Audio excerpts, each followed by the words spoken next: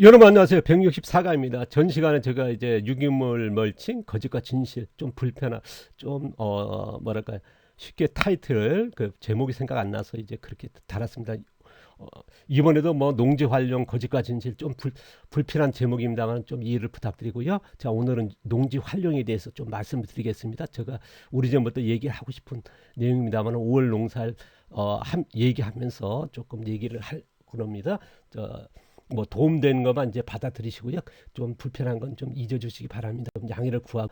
저 앞서 이제 전 시간에 그런 얘기했습니다. 이런 멀칭하는 농가 뭡니까 이제 전 세계적으로 대세로 가고 있는데요. 모르겠습니다. 우리나라에서 뭐 의견들도 그 제가 유튜브 캐니까 뭐 이런 유튜브 돼지달 농뭐 그런 멀칭에 대해서 이제 그런 얘기다 댓글 달고 이제 공격하시는 뭐 의견이라 보기에는 너무 공격적인 그런 얘기 있다.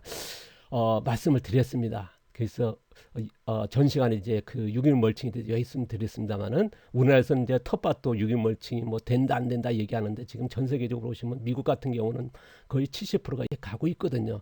이제 노틸 농업으로 가고 있지 않습니까? 이제 100헥타, 1000헥타까지로 이렇게 기교화돼서 하고 있고 이런 그 노틸 농업이 멀칭 농사가 50년 정도의 그 기술이 축적되고 있는데 우리나라 지금 실험 단계도 아니거든요. 보시면 이제 뭐 기술센터나 농업 농견이나 뭐 그런 쪽에도 이제 그런 자료가 거의 안 나와 있거든요. 그러니까 지금 뭐 모르겠습니다. 그런 의견을 낼 수밖에 없는 그런 여건입니다. 왜냐 그러면 이제 이런 노틸에 대한 뭐 최근에 보면 노틸 무겨운 상태에서 연구하시고 하신 분이 이제 농업 관계자도 있습니다만은 멀칭까지 가진 못하고 있거든요. 그래서 이런 것들이 좀 아쉽긴 합니다만은 제가 앞서 참고하시면 좋을 것 같고요. 자 어쨌든 멀칭 농사가 된다 안 된다 뭐 이런 것이 있습니다만은 저는 앞서도 그런 얘기했습니다. 아마 농장의 농부의 능력에 따라 다르지 않나. 그 중에서 이제 실전 기술일 것이고 이런 지식이 에 따라서 이제 된다 안 된다 이게 아닌가. 좀 어떤 뭐 전 세계적으로 이제 100헥타, 1000헥타가 가지고 있고요. 우리나라는 뭐 지금 터밭 안 된다 하신 분들 계시니까 이게 좀 뭐랄까 뭐라 해야 될까요? 뭐 의견이나 보기엔 좀 부정적으로 뭐 공격적인 게 아닌가 하는 저희 의견도 말씀드렸습니다만은 어, 지금 토양 관리의 농사 유형 산대적 비교 보시면요. 토양 노출 농사 우리가 보통적으로 이제 우리나라는 거의 뭐 90% 넘게 이렇게 가고 있지 않습니까? 근데 보시면 이제 토양 자생과가 작물 자생이 떨어진다는 거, 생산 비용이 높다는 건 이미 누구나 공감하실 겁니다. 이거에서 전업농, 뭐 터벅 같은 경우는 적응 규모 같은 건 뭐 느끼지 못하지만 전업농 같은 건 이게 절실하게 알고 있거든요. 생산 비용이 높다는 거, 토양 자생력 그렇고요.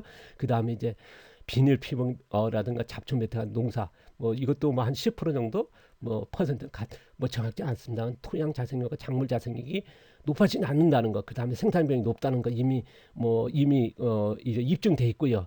또 이제 제가 이제 제안하고 싶은 거는 유기물 멀칭 농사 아까 미국이라든가 이런 캐나다, 브라질 같은 데 하고 있는 이런 노틸 농업이죠. 토양 자생력과 작물 자생이 높아지고 생산 비용이 떨어진다는 건 이미 뭡니까 세계 농업 기구에서도 이제 과학적으로 근거를 대고 있거든요. 그러니까 모르겠습니다. 여기 상대적 비교로서 여러분 판단하시고요. 제가 앞서 이제 자세히 소개했으니까 참고해 주시면 좋을 것 같고요.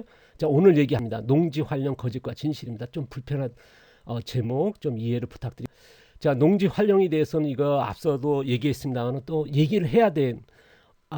유기물 멀칭 얘기했으니까 또 해야 될 겁니다. 해서 오늘 꺼내는데요. 자, 토양 자생력입니다. 토양 자생력이 어디까지 얘기할 거냐? 어디 규모, 뭐랄까, 뭐 범위라 그럴까요? 저는 생각하는 이제 토양 자생력은요, 표면층은 뭐냐? 유기물 멀칭했을 때 거기에 유기물, 자, 그 다음에 유기물이 있으니까 습수에 가면 낙엽이 덮되지 않습니까? 그러면 거기에 미생물과 동생물, 이게 표면층이고요. 그 다음에 표토층은 뭐냐? 바깥에 하는 20cm 정도라 얘기했습니다. 뭐 나름대로 뭐 누구나 이제 10cm 아니면 뭐 5cm, 15cm 하는 분도 있으면 저는 20cm 거기에 작물 뿌리 보통적으로 우리가 비료탭이 나와서 바깥에서 표토층까지 뭐 20cm 가서 얘기할 수도 있겠습니다. 저희들은 노틸이니까요. 그래서 뿌리 작물 뿌리라고 하는 뿌리는 유기물이니까요. 그리고 뿌리 앞에 기생하는 궁균 그게 미생물이거든요. 그러면 뿌리라고 하는 유기물 그 다음에 그 뿌리에 기생하는 미생물 궁균 그 다음에 신토층 깊은 뿌리겠죠. 그 다음에 이제 그러면 유기물과 미생물이 다르겠죠. 이게 토양 자생력이다 하는 게 저희 생각이고요. 그 다음에 작물 자생력은요.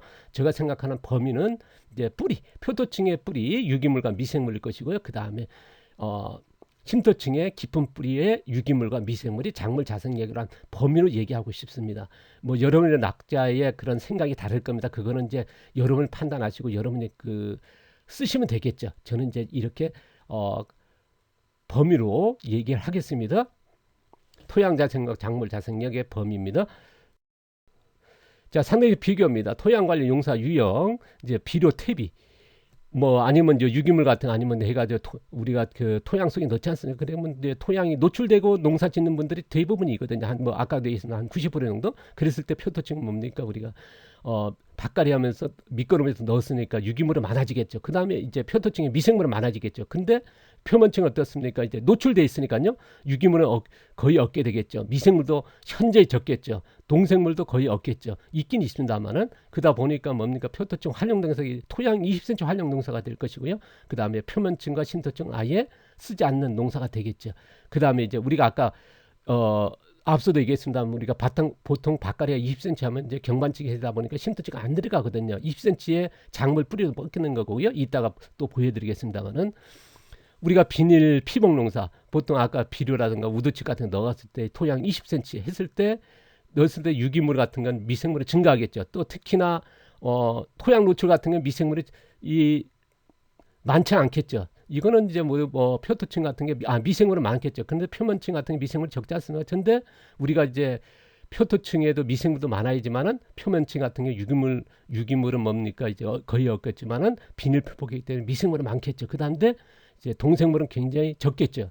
그러니까 결핍이라 봐야 되겠죠. 유기물이 없다 보니까요. 그래서 비닐 표복하니까 이제 미생물이 많은 건 이제 뭐 누구나 경험하실 겁니다. 그런 아까도 얘기했습니다. 이제 표토층 20cm 활용 농사가 될 것이고요. 그 다음에 이제 표면층과 심도층을 활용 못하는 농사가 되지 않나 하는 저희 생각입니다. 그 유기물층 농사 같은 경우는 이제 표면층에 유기물이 덮여 있으니까 이제 유기물이 많아지니까 이제 미생물이 많아지겠죠. 그 다음에 동생물이 많아질 것이고요. 그러다 보니까 이제 표토층과 심도층까지 다 쓰게 되겠죠. 그래서 유기물이 많아지고 이제 미생물이 많아지고 아까 뿌리겠죠. 그러다 보니까 이제 표면층과 표토층과 심도층 활용하는 농사 이게 아마 극명하게 차이 있는 빈기구가 되는 농사 방법이 아닌가. 여러분 모르겠습니다. 여러분 생각이 뭐 각자 나름의 의견이 있을 거고요. 저는 이제 저희 의견을 말씀드린 거니까 그것만 참고만 해주십니다. 뭐 좋은 것만 받아드시고 나쁜 건 버리시면 될 거니까요.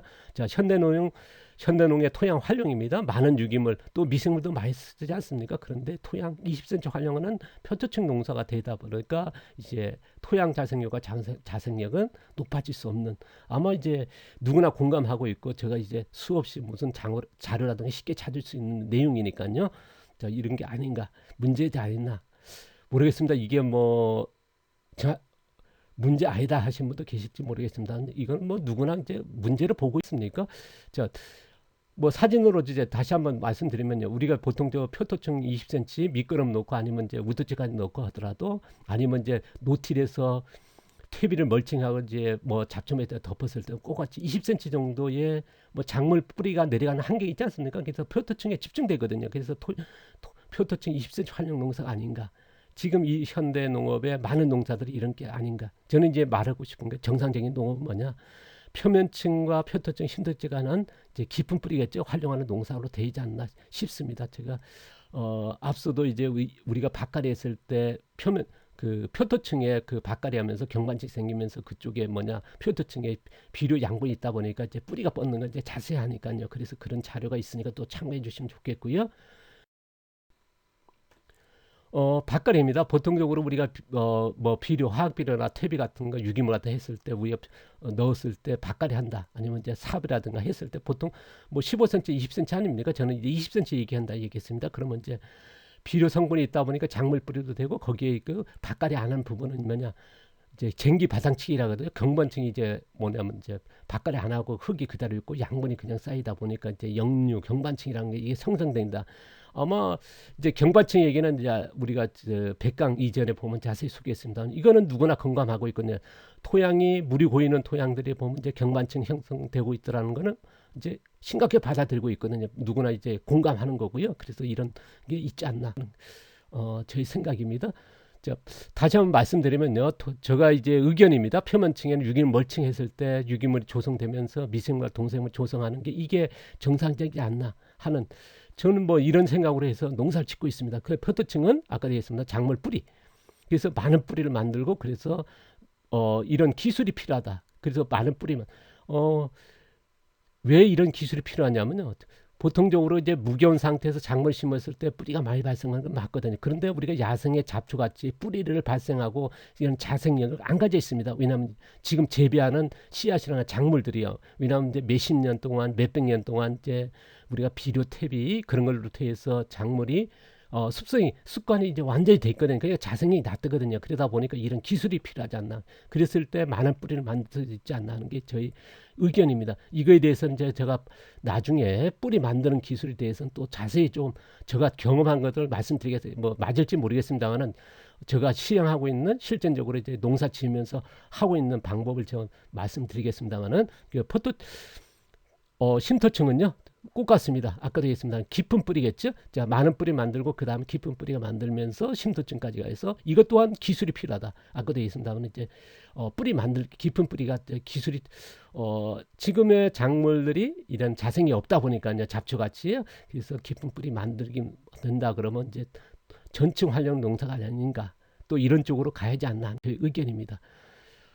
현대 농업에 보시면 이제 다시 한번 말씀드리면요. 표토층에 적은 양의 유기물이라든가 아니면 갈색 유기물, 갈색 유기물은 뭐냐면 이제 숲속의 낙엽 같은 게 갈색 뭐 영양이 5%도 안 되는 이제 낙엽 같은 게 그렇지 않습니까? 가을에 떨어지는 그러다 보니까 거기에는 뭡니까 이제 곰팡이나 버섯균 같은 게 살지 않습니까? 뭐 버섯균 같은 게 하다 보면 뭐 야생이 생기는 거니까요. 그러다 보니까 pH가 높고 그러다 보니까 이제 지수 생산 적죠. 그러니까 우리가 보통 뭐랄까 약알칼리 뭐 그런 쪽으로 가야 된다 해서 이제 토양 개량해야 된다 해서 뭐 고트 같은 거 뿌리고 있지 않습니까? 그게 문제거든요. 그래서 갈색 유기물 멀칭하고 그 아니면 자연 유기물 우드치간 토양 속에다가 이제 최근에는 뭡니까 이제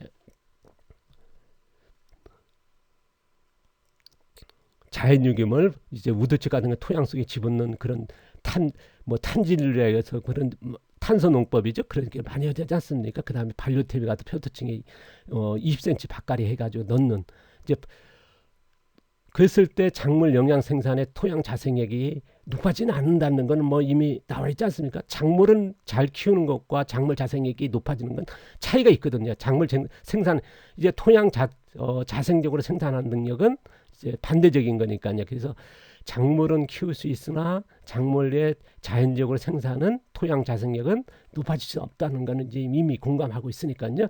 그래서 제가 이제 제안한 방법은 뭐냐면요. 표면층에 많은 녹색 아니면 많은 유기물, 그래서 녹색 유기물 아니면 많은 유기물, 그 다음에 이제 표토층에 많은 뿌리, 그 다음 쉼터층에 깊은 뿌리.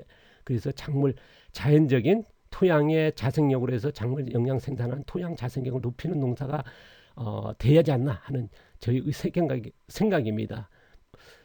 요거는 이제 저희 의견을 말씀드리고 제가 이제 실행하는 이제 뭡니까 지식이고 기술 방법입니다. 이거에 대해서 말씀드리는 거고요.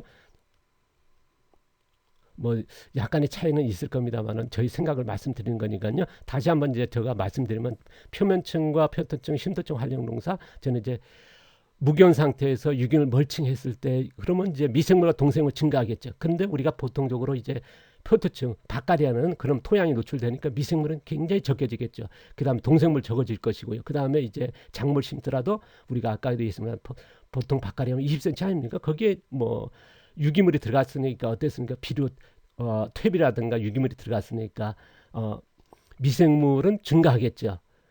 표면층에 비해서요. 그렇지만은 이제 우리가 멀칭하고 그 다음에 뿌리가 많은 뿌리가 생기고 깊은 뿌리가 생겼을 때 거기에 뭡니까 이제 뿌리에 기생하고 있는 균균 같은 거 이런 것들이 많아지지 않겠습니까? 그래서 표면층과 표토층, 쉼터층 전층 활용 농사와 표토층 20cm 활용 농사는 극명히 다르지 않나. 이제 현대의 농업이 이런 표토층 농사로 가는 게 올바른지 아니면 이제 표면층과 표토층, 쉼터층 가는 농사 방법이 올바른지 모르겠습니다. 이런 쪽으로 완전히 못 가더라도 이렇게 지향하는 목표를 세워서 뭡니까 이쪽으로 가야 되지 않나 하는 목표와 그런 것들이 전혀 다르지 않습니까? 부정적으로 보는 것보다는요. 그래서 이런 차이를 제가 말씀드립니다. 뭐 당장 안 되더라도 이런 쪽으로 지향하는 게 맞지 않나.